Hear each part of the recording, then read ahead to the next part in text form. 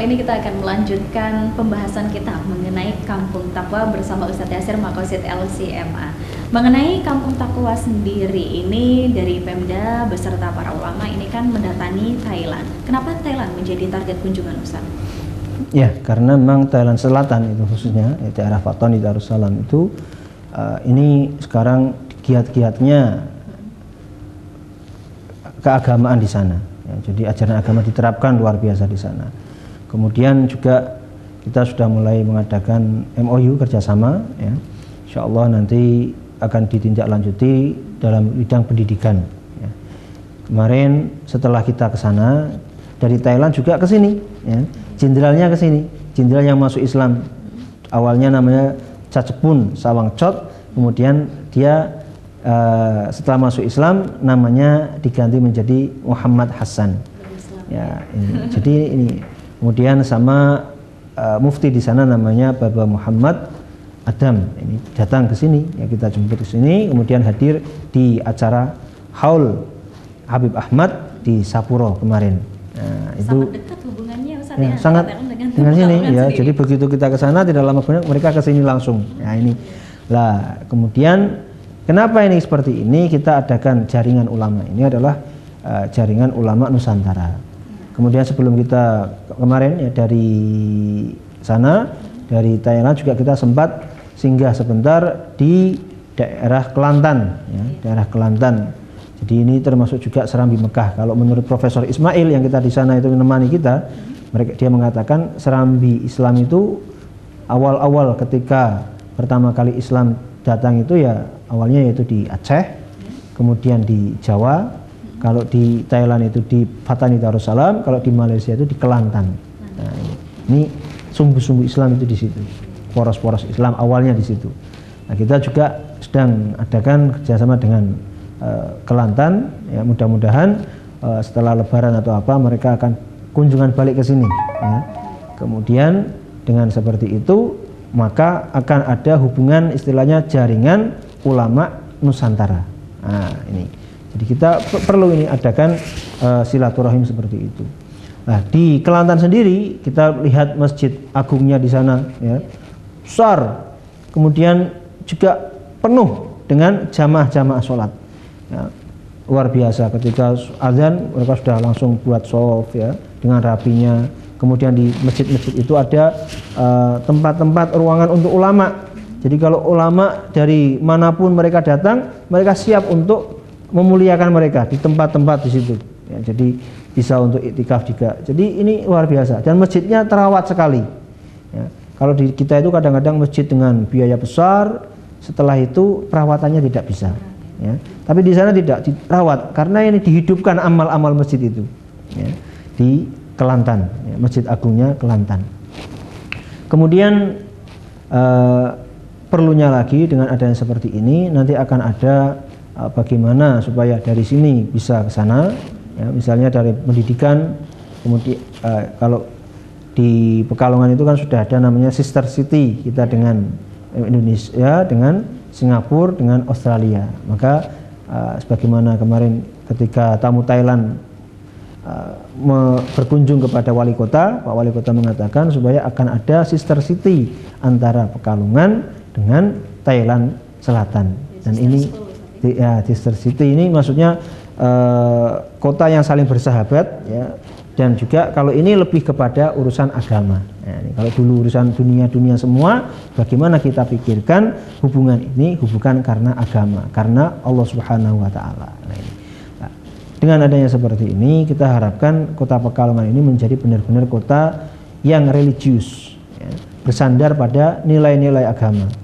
Nah, kalau memang digiatkan seperti itu, maka insya Allah, ya, generasi-generasi yang akan datang itu akan menjadi generasi yang baik.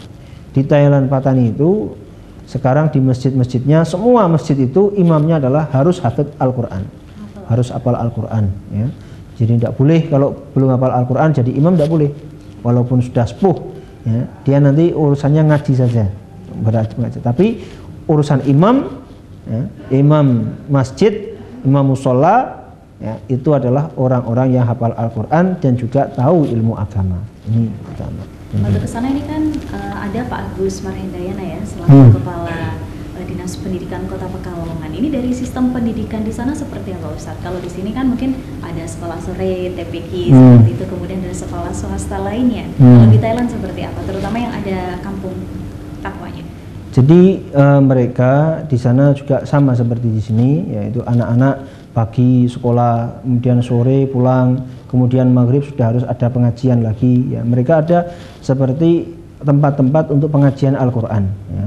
Pengajian Al-Quran. Kemudian badal isya mereka juga ada lagi pengajian-pengajian tentang urusan agama. Kalau sini mungkin madrasah diniyah. Mereka namanya saya kurang tahu, tapi mereka belajar di sana. Kemudian mereka juga luangkan waktunya. Ini yang paling utama. Ini di sana itu ada ijtima ulama. Setiap 1 bulan itu diadakan perkumpulan ulama.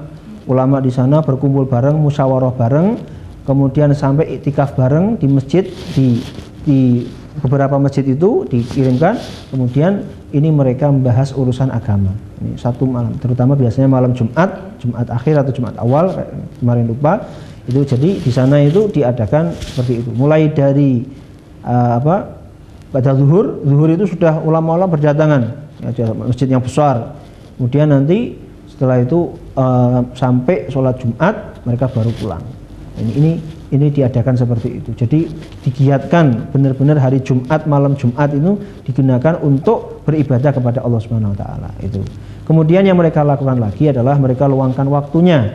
Ya, orang-orang itu untuk memperbaiki diri. Maka mereka kadang-kadang mereka 3 hari dalam 1 bulan mereka gunakan waktunya untuk benar-benar beribadah kepada Allah Subhanahu wa taala dan berdakwah, ya. Memperbaiki diri dan juga mengajak orang lain untuk berbuat baik. Ini sudah jadi kebiasaan orang-orang Fatoni Darussalam. Jadi mereka dalam sebulan mereka luangkan waktu 3 hari, ya, untuk meninggalkan rumah tapi dalam rangka memperbaiki diri, iktikaf di masjid-masjid sana. Nah itu dia. Kalau di Kota Pekalongan ada banyak ulama yang disegani, mungkin seperti Habib Bakir, Habib Lutfi dan sebagainya. Kalau di Thailand sendiri, ini siapa Ustaz? Banyak sekali, ya, terutama ada namanya Syekh Mahmud. Ya. Syekh Mahmud ini Masya Allah luar biasa, beliau disegani, ya. Bahkan doanya ini mustajab, ya. Sampai kata orang-orang sana itu, orang-orang non-muslim mengatakan Syekh Mahmud ini dianggap seperti dewa. Nah, jadi doanya ini mustajab, ya, Syekh Mahmud. Kemudian ada Syekh Zakaria. Kemudian yang kesini juga, yang kemarin kesini namanya Baba Muhammad Adam. Ini juga ulama besar di sana. Ya, putra-putra dia punya anak 11 orang. Ya, yang dari awal sampai 7 anak ini semua sudah hafid Al-Quran 30 juz semua. Yang 4 orang ini masih kecil-kecil, tapi sudah mulai belajar agama dan menghafalkan Al-Quran. Bahkan ada yang anaknya itu umur 8 tahun ini sudah hafal Al-Quran. Jadi seperti itu. Jadi suasana agama memang benar-benar dipentingkan. Kental di sana Ustaz, ya. Itu tadi pemirsa pembahasan kita mengenai Kampung Takwa yang berada di Thailand. Semoga acara ini dapat menginspirasi Anda, ya. Kemudian juga pasti memotivasi kita warga Kota Pekalongan supaya bisa lebih meningkatkan keamanan dengan memakmurkan masjid seperti itu Ustaz, ya, seperti yang dilakukan oleh warga Thailand di Kampung Takwa. Baik pemirsa, usai sudah kebersamaan kita dalam Rohis Rohani Islam, saya Heni Mai pamit undur diri dan wassalamualaikum warahmatullahi wabarakatuh. Waalaikumsalam warahmatullahi wabarakatuh. Beliau berbicara dengan bahasa Thailand, karena tidak bisa bercakap bahasa Melayu.